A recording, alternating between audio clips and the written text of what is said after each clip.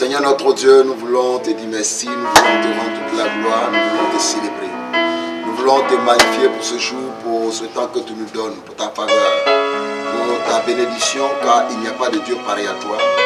Il n'y a pas de Dieu plus puissant que toi. Tu es l'alpha, tu es l'oméga, tu es le prince de vie et tu donnes la vie. Il n'y a pas de Dieu qui soit au-dessus de toi. Mon âme t'adore et tout en moi te glorifie. Tout en moi te célèbre pour ce jour merveilleux, car tu es vivant, éternel Dieu. Tu n'as pas changé, tu es au milieu de nous. Tu as dit dans ta parole que là où 2 ou 3 sont réunis en ton nom, tu es présent. Tu as dit aussi que tout ce que nous dirons sur terre sera lié dans les cieux. C'est pourquoi ce soir, en ce lieu, nous commandons et nous prenons autorité sur toute adversité, afin que ce temps d'enseignement soit un temps béni de ta part, et que tout démon, tout esprit impur soit brisé, et tout ce qui ne glorifie pas ton nom s'éloigne de nous. Et que ta main puissante soit sur ce temps d'enseignement, que tes anges soient déjà présents au milieu de nous, afin que tout ce qui va sortir de nous, de notre bouche, ne soit pas l'eau de la chair, mais soit l'eau de ton esprit. Toi qui vis, toi qui règnes. Seigneur, je te prie d'étendre ta puissante main sur tous ceux qui nous suivent maintenant, tes enfants qui sont là, qui attendent, Seigneur, la nourriture spirituelle. Père, je te prie de les visiter, je te prie de les restaurer, je prie que ta main soit sur eux, je prie que ta grâce les touche maintenant.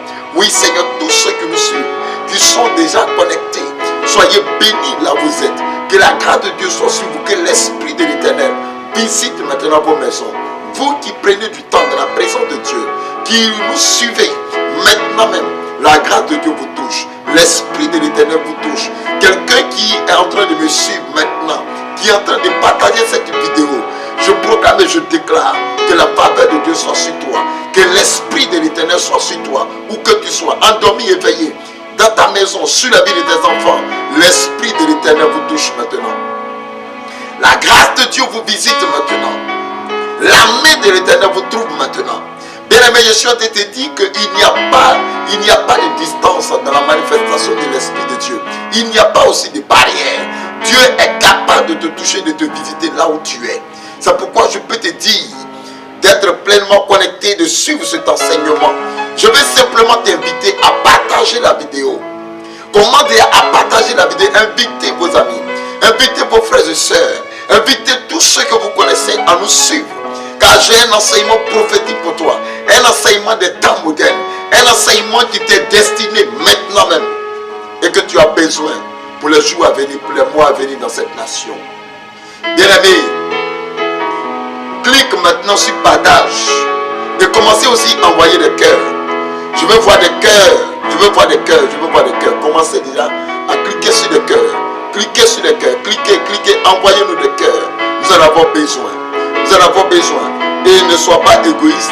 Commande à partager la vidéo avec tous ceux qui sont sur ton profil. Partage la vidéo aussi à tes amis, à tes frères. Oui, afin qu'ils viennent nous suivre ce temps de bénédiction. Car ce soir, le thème que nous allons partager, c'est répentez-vous, car le royaume des cieux est proche. Répentez-vous, car le royaume des cieux est proche. Oui, bien-aimés, il est question de repentance. Et nous avons besoin de nous repentir. Car la Bible dit, dans Matthieu chapitre 3, verset 2, il disait, repentez-vous, car le royaume des cieux est proche. Mais qui disait de se repentir? Jean est celui qui avait été annoncé par Ésaïe le prophète lorsqu'il dit, c'est ici la voix de celui qui cueille dans le désert. Préparez le chemin du Seigneur, aplanissez ses chantiers. Bien-aimés, il est important que nous nous repentions. Et nous sommes dans le temps de la repentance. Vu tout ce que nous traversons, vu tout ce qui arrive et que nous vivons, bien-aimés, il est important de nous repentir. Et le premier message que Dieu va nous donner, c'est de nous repentir. Et ce message va être annoncé par Jean le prophète. Jean va nous inviter à la repentance. Quand vous prenez le livre de Matthieu chapitre 4, Matthieu chapitre 4, à partir du verset 17. Matthieu chapitre 4, à partir du verset 17. que nous allons méditer, toi qui me suis, il faut que tu aies ta Bible. Bien-aimé, il faut que tu aies ta Bible. Prends ta Bible et pendant que je serai en train de prêcher, il faut me suivre. Et tu vas méditer les textes que nous allons méditer ce soir ensemble. Dans Matthieu chapitre 4, verset 17, il dit, dès ce moment, Jésus commença à prêcher et à dire, répentez-vous, car le royaume des cieux est proche. Jean va appeler le peuple de Dieu à la repentance. Et Jésus va aussi appeler le peuple de Dieu à la repentance. Bien aimé, si nous ne nous repentions point, il est impossible pour nous de bénéficier du royaume des cieux. Or, la Bible dit que le royaume des cieux est proche. Le royaume des cieux est proche, mais pour avoir accès au royaume des cieux, tu as besoin effectivement de te repentir. Tu as besoin d'être purifié, tu as besoin d'être sanctifié. Et la sanctification va nécessiter une bonne repentance. La repentance. Dès ce moment, Jésus commença à prêcher et à dire, repentez-vous, car le royaume des cieux est proche. La repentance fait référence à une rupture radicale avec l'ancienne vie. Quand on parle de repentance, c'est une rupture radicale avec ton ancienne vie. Tu étais dans le monde, tu étais homosexuel, tu étais pédé. Dès qu'on parle de repentance dans le Seigneur Jésus-Christ, c'est-à-dire que c'est de faire rupture avec ton ancienne vie. Amen, amen. Amen, amen. Elle est un abandon. La repentance est un abandon total de notre ancienne vie pratiquée dans le passé. C'est-à-dire si tu étais un menteur, ton mode de vie, passion, immoralité, idole, sorcellerie, pratique occulte et satanique. Dès l'instant où nous parlons de repentance, il est important pour toi d'abandonner cette vie. La vie de sorcellerie, la vie de sciences occultes, la vie de satanique, la vie d'immoralité, cette vie-là, tu dois l'abandonner. Mais si aujourd'hui nous traversons des moments difficiles, que les calamités nous arrivent, c'est parce que nous avons péché. Et c'est parce que nous ne marchons pas selon la parole de Dieu. Car Dieu est fidèle à sa parole. Et celui qui ne respecte pas la parole, celui qui ne vit pas selon la parole de Dieu, la Bible déclare qu'il n'aura pas accès au royaume des cieux. Amen, amen. Bien des chrétiens sont entrés dans l'église sans jamais être passés par la croix. Nous devenons chrétiens sans passer réellement par la croix. Or, la croix, c'est le passage de la purification.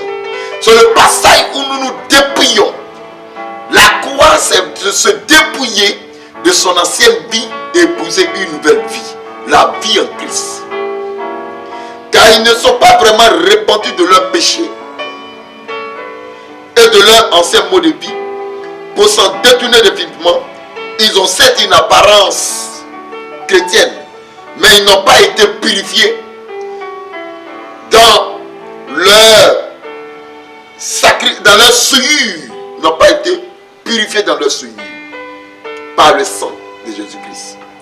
Vous savez, quand nous étions dans le monde, nous avions une vie de pécheurs et nous étions souillés. Nous n'étions pas dignes au royaume des cieux.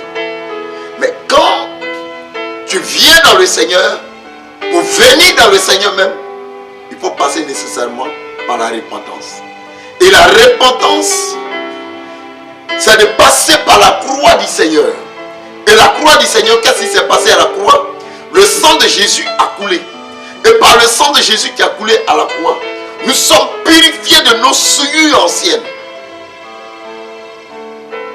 Et cette souillure-là étant débarrassée de son souillure, nous pouvons maintenant avoir accès au royaume des cieux. Bien-aimés, les différentes étapes d'une vraie repentance biblique. Parce que souvent, on dit aux gens, repentez-vous.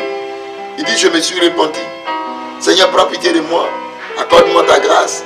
Seigneur, prends pitié de moi, prends pitié de moi. Souvent, les gens, ils prient, on de se repentir, puis ils ont l'impression qu'ils ne voient pas c'est le mal qu'ils ont commis.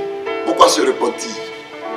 Parce que quand ils regardent, puisqu'il n'a pas cherché femme, parce qu'on dit souvent, repentez-vous, les gens font automatiquement allusion à leur vie sexuelle, à leur péché sexuel. Donc, la repentance, c'est effectivement cette vie de souillure où souvent nous ne sommes pas mariés, mais nous commettons l'iniquité, l'impudicité. Mais il faut aussi penser aussi à te repentir pour les paroles que tu as mauvaises, que tu as libérées sur la vie de l'autre. Il faut aussi penser aussi à changer de comportement, à changer aussi ta manière de vivre et de voir, la vue. Quand je parle de la vue, si tu avais l'habitude de regarder les films pornographiques, il faut arrêter. Donc quand on dit répands-toi, c'est aussi le film pornographique que tu as regardé qu'on te demande de te repentir. Parce que tu as souillé tes yeux par les films pornographiques.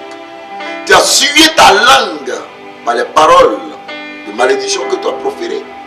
Les mauvaises choses qui sont sorties de ta bouche. Les mauvaises habitudes. Bien-aimé, la repentance, c'est abandonner son ancienne vie. Toute cette vie qui apparemment le monde a révélé comme une bonne vie et que la Bible condamne. Il faut les abandonner. Il faut les quitter et épouser une nouvelle vie. Bien-aimé, vous savez que nous traversons des moments où la justice de Dieu va commencer déjà à être exécutée. C'est-à-dire que Dieu va commencer à frapper les impudiques et les impies. Et pour ce faire, nous avons besoin effectivement de nous repentir. Et Jésus va inviter le peuple de Dieu à la repentance. Jean-Baptiste va inviter le peuple de Dieu à la repentance. La repentance n'est pas facultative dans le spirituel, mais elle est nécessaire. Elle est un élément crucial pour que nous puissions avoir accès à Dieu. C'est pourquoi toi qui me suis, commence à partager la vidéo pour que ton frère qui vit une vie d'immoralité entende ce message et là où il est, commande à se repentir. Toi qui es maîtresse, toi qui vis une double vie, tu me suis, je t'invite à te repentir. Je t'invite à changer de vie, à changer de comportement, à laisser ton cœur être converti et aller vers le Seigneur. Parce qu'à la réalité, ce que Dieu attend de toi, c'est un cœur pur. Ce que Dieu attend de toi, c'est une vie pure. Ce que Dieu attend de toi, c'est un nouveau mode de vie. Un modèle de vie du moins, ou bien une mode de vie. Amen, amen. Il faut que tu changes. Cette mode. Change la mode. Et épouse le modèle de Dieu. Amen, amen. Le mode de vie. Je parle du mode de vie. Parce qu'il y a la mode. La mode que tout le monde vit. C'est-à-dire qu'on peut être dans une mode vestimentaire, mais qui n'est pas conforme. Épouse le mode de vie de Dieu. Le mode de vie de Dieu. Le mode de vie. Pas le mode de vie du monde. Et le mode de vie du monde, moi j'appelle ça la mode. Mais le mode de vie de Dieu, c'est ce mode de vie-là qui nous conduit pleinement dans l'image du Seigneur. À vivre l'image de Dieu. À être des modèles de Dieu sur terre. Et les étapes d'une vraie repentance biblique que nous allons décortiquer aujourd'hui, parce que souvent on dit on s'est repenti, mais il y a des étapes très importantes que tu dois connaître. Il y a des étapes très importantes que tu dois connaître dans la repentance. La repentance, la première étape, c'est la reconnaissance de son péché. Tu ne peux pas te repentir si toi-même tu ne reconnais pas le péché. Tu ne peux pas te repentir si tu ne reconnais pas le péché que tu as commis. Donc, normalement, la reconnaissance de péché, note avec moi. Reconnais d'abord que tu as péché. En Luc chapitre 15, verset 17 à 18. Luc chapitre 15, verset 17 à 18. Luc chapitre 15, verset 17 à 18. Luc 15, verset 17 à 18. Écoutez bien. Étant entré en lui-même, il s'est dit, combien de mercenaires chez mon père ont du pain en abondance, et moi ici, je meurs de faim. Je me lèverai, j'irai vers mon père, je lui dirai, mon père, j'ai péché contre le ciel et contre toi. Donc, l'histoire de l'enfant prodigue, il reconnaît d'abord son péché. Il reconnaît d'abord son péché. Quand vous prenez aussi le psaume 51, psaume 51, à partir du verset 5. Psaume 51, à partir du verset 5. Il dit ceci. Voici, je suis né dans l'iniquité et ma mère m'a conçu dans le péché. Au verset du 9, il dit ceci. Alors, tu agréas des sacrifices de justice, des holocaustes et des victimes tout entier. Alors, on offrira un taureau sur ton autel. Amen, amen. Amen, amen. Donc, ici, à partir du psaume 51, verset 5, il reconnaît qu'il a été conçu dans l'iniquité, dans le péché. Amen, amen. Deuxième étape que tu dois savoir, c'est la tristesse à cause de son péché. Tu ne peux pas te repentir si tu n'as pas cette tristesse à cause de ton péché. Parce que le péché doit te conduire à une certaine tristesse intérieure. Tu sens cette tristesse de savoir que tu as péché et que tu as envie de sortir de cette tristesse que tu subis et que tu vis à cause de ton péché. Luc chapitre 7, verset 38. Prenez le livre de Luc chapitre 7, verset 38. Amen, amen. Luc chapitre 7, verset 38. Et c'était derrière, au pied de Jésus. Elle pleurait et bientôt, elle lui mouillait les pieds de ses larmes, puis les essuya avec ses cheveux, les baisa et les oignit de parfum. Amen. La tristesse à cause de son péché. Et c'était derrière, au pied de Jésus. Elle pleurait et bientôt, elle lui mouilla les pieds de ses larmes. La tristesse a tellement pris son cœur, envahi son cœur, que la femme, la prostituée, dans ses pleurs, elle a commencé à pleurer. Et la Bible dit que les larmes qui coulaient de ses yeux mouillaient les pieds, puis les essuya avec ses cheveux, parce que quelque part, elle était touchée dans son intérieur. Et la tristesse a envahi son cœur. Bien aimé, il faut que tu connaisses la tristesse et que le péché te conduit à une certaine tristesse dans la repentance. C'est la confession de son péché. La Bible dit dans le psaume 32, verset 5. Le psaume 32, verset 5. Psaume 32, verset 5. Il dit, je t'ai fait connaître mon péché. Je n'ai pas caché mon iniquité. J'ai dit, j'avouerai mes transgressions à l'Éternel et tu as effacé la peine de mon péché. Amen, amen. Donc, il a confessé, il a avoué ses transgressions. Psaume 38, verset du 9. Psaume 38, verset du 9. Psaume 38, verset 19.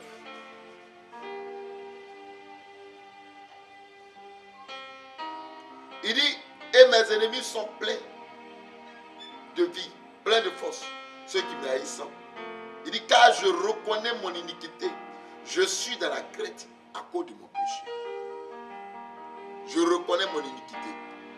Bien-aimé, tu ne peux pas te repentir et avoir honte de confesser ce péché. Dans nos prières de repentance, par moments on a honte. Or la Bible dit, celui qui avoue ses péchés et les délaisse, il obtient miséricorde. Celui qui avoue ses péchés et les délaisse. Quand on prend le livre de Proverbes chapitre 28 verset 13, il parle d'avouer ses transgressions, les abandonne, celui-là, il trouve miséricorde auprès de Dieu. Mais si tu n'avoues pas tes péchés, tu as des difficultés pour te repentir, tu ne peux pas obtenir miséricorde. Tu ne peux pas obtenir la miséricorde de Dieu. La quatrième étape, c'est la honte à cause de son péché. Prenez le livre de Jérémie 31, verset 19. Jérémie 31. Jérémie 31, verset 19.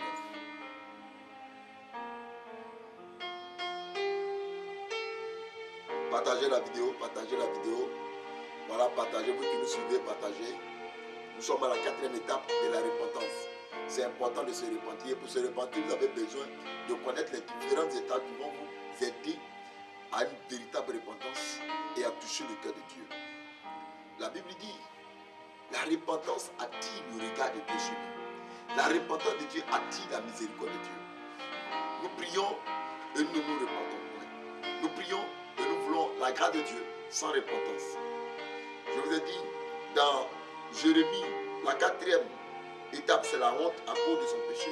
Dans Jérémie 31, à verset 19, il dit ceci. Après m'être détourné, je pouvais repentir. Et après avoir reconnu mes fautes, je frappe sur ma cuisse. Je suis honteux et confus, car je porte le propre de ma jeunesse. Bien-aimé, il faut que tu aies honte à cause de ton péché. Il faut que tu aies honte du péché que tu as commis. Il faut que tu aies cette honte. Et si la honte, tu n'as pas la honte, tu ne connais pas cette honte, la miséricorde de Dieu ne peut pas se manifester. Prenons le livre d'Ézéchiel. Ézéchiel. Prenons le livre d'Ézéchiel. Après Jérémie, Ézéchiel. Prenons le livre d'Ézéchiel au chapitre 16, verset 61. Ézéchiel, verset 61. 16, verset 61. Il dit, tu te souviendras de ta conduite et tu en auras honte. Tu te souviendras de ta conduite et tu en auras honte. Quand tu recevras tes soeurs, les grandes et les petites, je te les donnerai pour filles, maintenant en vertu de ton alliance. Comment peux-tu abandonner ton péché si tu n'as pas honte de ce que tu as fait? Si tu n'as pas honte du péché. Vous savez, quand on n'a pas honte de l'acte qu'on a posé, on continue de poser les mêmes actes. On commet toujours les mêmes péchés. Mais quand la honte, on a la honte du péché que nous avons commis, automatiquement, bien aimé, on abandonne. On change de vie. On épouse une nouvelle vie. Quand on prend le livre d'Ézéchiel 43, il dit qu'ils rougissent de toutes leurs iniquités. Qu'ils rougissent de toutes leurs iniquités. Ézéchiel 43, verset 10. Qu'ils rougissent de toutes leurs iniquités. Si ton iniquité ne te dit rien, le péché que tu as commis, tu as posé ou tu as commis, ne te dit rien, bien aimé, tu ne sortiras pas de ta situation parce que tu vas toujours continuer. Il faut que ton péché commence à parler contre toi. Il faut que tu aies honte de ton péché pour que tu abandonnes le péché. La cinquième étape de la repentance, c'est la haine de son péché. On a parlé de la honte, mais il faut haïr ton péché. Psaume 119, verset 104. Il dit aussi, j'ai hais toute voie de mensonge. Parce que le mensonge aussi est un péché. L'adultère est un péché. Voilà. Voler est un péché. Tuer est un péché. Médire est un péché. L'hypocrisie est un péché. Et il dit ici, il prend dans le Psaume 119, verset 104, il dit aussi, j'ai hais toute voie de mensonge. Bien aimé, il faut haïr ton péché. Tu es hypocrite et puis tu aimes ça. Tu es un menteur et puis tu aimes ça. Il faut haïr le mensonge. Il faut haïr la vie que tu mènes. Le mode de vie dans lequel tu es n'est pas digne de Dieu. Et moi, je mets tout ça au féminin. J'ai dit par le passé, une mode, parce que pour moi c'est le monde. Mais quand on parle de Dieu, je préfère qu'on ne dise pas un mode de vie pendant qu'on est en train de parler du monde. Excusez-moi les femmes quand je mets ça au féminin. C'est pour révéler un peu la laideur de la vie que nous menons. Et nous sommes appelés à mener une bonne vie, une vie digne de Dieu. Un mode de vie qui répond à la parole de Dieu. La haine de son péché, tu n'ayais pas le péché. Et tu te plais de parler de ton péché. Tu te plais de raconter les 400 coups sans que ça ne te dise quelque chose. Or, la Bible dit, il faut haïr ton péché. Dans la repentance, pendant que tu es en train de te repentir, il faut que les différents états de la repentance, tu arrives à les vivre. Donc aujourd'hui, pendant que je t'annonce, je t'enseigne, rentre dans ton cœur. Et par rapport à tes péchés, commence d'abord par la première étape, jusqu'à la 5e étape, la haine de son péché. Parce que nous allons jusqu'à la 8e étape. La 6e étape de la repentance, c'est l'abandon de son péché. Parce qu'on manifeste la haine et puis on l'abandonne. On abandonne le péché. Ézéchiel, chapitre 14, verset 6. Ainsi parle le Seigneur, l'Éternel. Revenez et détournez-vous de vos idoles. Détournez les regards de toutes vos abominations. Il faut abandonner. Tu te repens. Tu as la haine de ton péché. Et puis, tu détournes ton regard de l'abomination dans laquelle tu vis. Tu détournes ton regard des idoles, de l'adoration, du fétichisme, des sciences occultes. Il faut détourner ton regard de toutes ces choses. La 7e étape, c'est la conversion à Jésus. Quand on a fini de se détourner de tout ça, on passe maintenant à la conversion. Là, on est dans l'étape de la conversion. Et intervient maintenant le livre des Actes chapitre 3, verset du 9 à 20, qui dit, repentez-vous donc, que vos péchés soient effacés. Repentez-vous donc et convertissez-vous. Tu as fini de te repentir. Convertis-toi à Christ. Il ne suffit pas de se repentir et puis rester là, sans une réelle conversion. La conversion fait référence à maintenant marcher selon la parole de Dieu. Tu as suivi les 6 étapes de la conversion et de la repentance. Quand tu arrives à la 7e étape, tu commences déjà à marcher maintenant selon la parole de Dieu. Et ça, on parle de conversion. Afin que des temps de rafraîchissement viennent de la part du Seigneur et qu'il envoie ce qui vous a été destiné. Quand tu rentres dans la conversion, ce qui t'a été destiné, ce n'est rien d'autre que le Saint-Esprit. Voilà, comme je le disais, après les 6 étapes de la repentance, Dans la 7e étape, on commence déjà à appliquer la parole de Dieu. On commence déjà à marcher sur la parole de Dieu. Dans la conversion, on rentre déjà dans la conversion. En vivant sur la parole de Dieu, en appliquant la parole de Dieu dans notre vie, on rentre dans la conversion.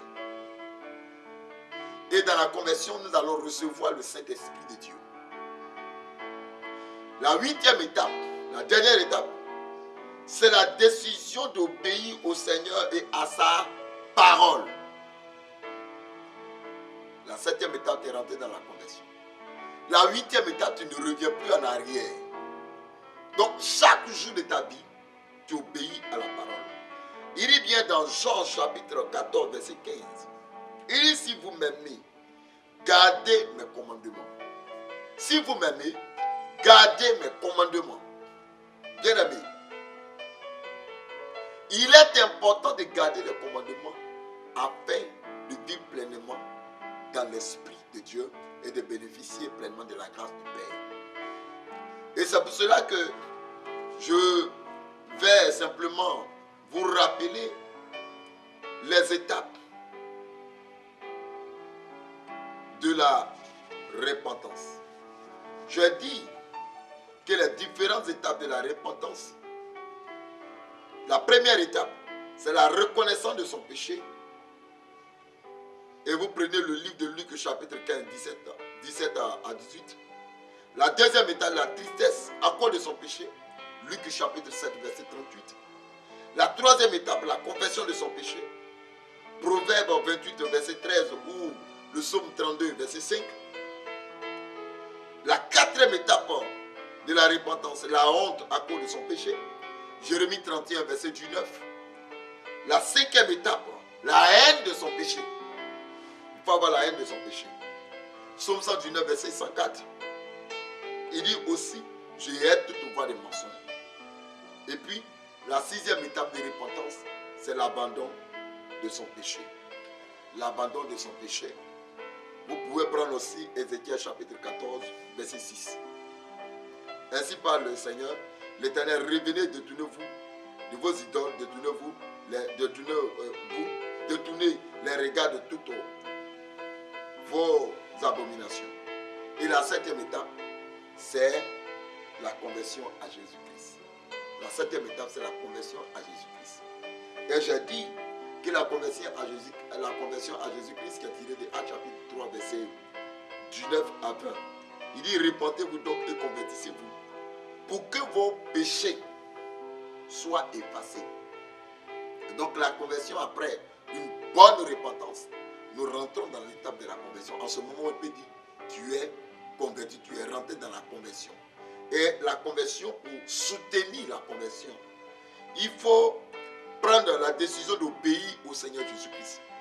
Et la conversion, pour la soutenir, tu as besoin de marcher sur la parole de Dieu. Car il dit, si vous m'aimez, gardez mes commandements. Donc, pour que la conversion soit totale, il faut que tu commences à garder les commandements de Dieu.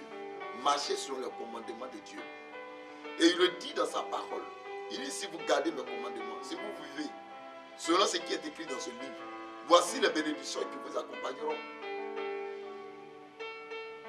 Donc, celui qui ne marche pas pleinement, qui n'obéit pas au commandement de Dieu, il n'est pas converti et il n'a pas accès à la bénédiction de Dieu. Amen, amen. Donc ce soir, mon enseignement que je vous donne et ce que je vous exhorte à vivre, c'est de vivre en gardant les commandements de Dieu. Mais dans votre repentance, en vivant pleinement les 6 grandes étapes de la repentance jusqu'aux 8e étape de la repentance, afin que vous soyez des enfants de Dieu, des enfants, des hommes et des femmes convertis au Seigneur, qui obéissent à la parole de Dieu et qui ont accès au Saint-Esprit de Dieu. Et en ce moment, le Saint-Esprit pourra pleinement agir dans votre vie. J'en appelle à tous ceux qui nous suivent maintenant de commencer déjà à rentrer au plus profond de vous-même et à vous repentir, à demander pardon à Dieu en vivant les différentes étapes de la conversion, les différentes étapes de la repentance, je dirais les différentes étapes de la repentance, Ces étapes vont vous conduire à une réelle conversion et aussi à obéir à la parole de Dieu et à recevoir le Saint-Esprit en plénitude, en abondance et en surabondance. Et nous allons prier avec vous ce soir. Nous allons demander à la toute puissante main de Dieu de vous visiter. Tu vas commencer à te repentir. Tu vas adopter une position de repentance. Et tu vas implorer la miséricorde de Dieu. Tu vas implorer Dieu de venir à ton secours. De te relever là où tu es tombé. De te relever, de te faire sortir de ton état de pécheur ou de pécheresse. Afin que tu aies accès à la pureté de Dieu, à la sanctification, et que la grâce de Dieu, l'Esprit de Dieu, vienne sur toi. Commence à prier, commence à implorer la miséricorde de Dieu. Commence à demander pardon à Dieu. Commence à dire à Dieu de prendre pitié de toi. Seigneur notre Dieu, nous implorons ta miséricorde. Nous te demandons, Seigneur, de prendre pitié, de nous purifier ce soir, de nous sanctifier ce soir, de nous laver ce soir, car nous avons péché contre toi. Nous avons marché dans l'iniquité, dans le désir charnel de ce monde, l'envie et la convoitise, Seigneur, ne sont pas dignes de toi. Prends pitié de nous. Prends pitié de ma soeur, Seigneur. Je veux te prier pour ma soeur qui vit une double vie. Père, je te supplie, prends pitié d'elle. Relève-la de là où elle est tombée. Sanctifie son corps, son âme et son esprit. Accorde-lui ta miséricorde, Seigneur. Tous ceux qui ont péché, tous ceux qui marchent, Seigneur, dans une double vie, qui ne sont pas dignes de toi. Père, ce soir, nous implorons ton sang. Que ton sang, Seigneur, purifie et nous arrache du péché. Car le péché parle contre nous. Et le péché nous empêche de rentrer dans ta grâce. Le péché nous empêche de rentrer dans ta bénédiction. Nous te prions que tu nous purifies. Je prie ce soir, toi qui me suis, que le sang puissant de Jésus-Christ te touche maintenant. Et que le péché qui t'empêche de rentrer dans ta grâce soit brisé dans le nom de Jésus-Christ de Nazareth. Que la malédiction qui pèse sur toi, toute adoration, tout lien de famille qui pèse sur ta vie et qui t'empêche de rentrer pleinement dans la grâce de Dieu, dans le nom puissant de Dieu, parce que tu es en train de te repentir, parce que tu demandes pardon à Dieu, parce que tu hais le péché de tes parents, parce que tu hais ce péché, tu hais l'autel sur lequel ton nom a été prononcé. Ce soir, je proclame que la malédiction qui pèse sur ta vie est brisée au nom de Jésus. Que la malédiction est brisée au nom puissant de Jésus-Christ. Que la mort qui pèse sur ta vie est brisée au nom puissant de Jésus-Christ. Toi qui es en quête d'un homme, mais tu es toujours, c'est les hommes mariés qui viennent vers toi. Je prie pour toi maintenant. Que l'amour de Dieu, la puissance de Dieu, l'esprit de libération vienne te libérer maintenant de cette vie dans laquelle tu vis. Vienne chasser ce péché qui parle contre toi. Car la Bible dit que l'accusateur de nos pères, il nous accuse nuit et jour et nuit. Il nous accuse nuit et jour et nuit. Je commande et je prie à l'instant que ces œuvres sur ta vie soient brisées au nom de Jésus. Que ces œuvres sur ta vie soient annulées au nom puissant de Jésus-Christ. Que ces œuvres sur ta vie soient cassées au nom puissant de Jésus-Christ. Tous ceux qui, leurs parents ont adoré les eaux, et aujourd'hui ce péché est devenu un lien dans vos vies. Je commande à ces adorations, je commande à ces esprits des eaux de libérer vos vies dans le nom puissant de Jésus-Christ. Que les eaux soient brisées au nom puissant de Jésus-Christ. Qu'il libère vos puissants de Jésus-Christ. Que ce démon libère ce soir vos vies au nom puissant de Jésus-Christ. Et que cette malédiction qui pèse sur vos vies soit brisée au nom puissant de Jésus-Christ. Soit anéantie au nom puissant de Jésus-Christ. Je commande à cette malédiction de vous libérer. Qu'elle tombe maintenant dans le nom de Jésus-Christ. Continue de partager la vidéo. Tu me suis, continue de partager. Nous sommes en train de prier pour les malédictions. Nous prions ce soir pour les péchés de nos parents. C'est pourquoi je commande maintenant que tout lien de malédiction, du côté de ton père comme du côté de ta mère, ce lien de malédiction est brisé sur ta vie. Le lien de malédiction qui a conduit la sorcellerie dans ta vie. Le péché que tu as commis d'adoration, de fétichisme, de maraboutage, qui aujourd'hui parle contre toi dans tes affaires, dans ton commerce. Je brise ce démon parce que tu t'es repenti. Parce que tu as décidé de marcher avec Jésus. Parce que tu as décidé de ne plus marcher avec ce démon. Je commande que cet esprit s'éloigne de toi. Tu as commis le péché. Tu as gâté le foyer des gens. Tu as brisé le foyer des gens par le péché de maîtresse ou d'adultère. Aujourd'hui et maintenant, je prie à l'instant même que le péché que tu as contracté par ce date que tu as posé, qui a créé en toi un lien démoniaque et satanique. Je commande parce que tu t'es repenti, parce que tu te repens à l'instant même. Et tu demandes pardon à Dieu pour ce date que tu as posé. Et parce que tu as honte de ton péché.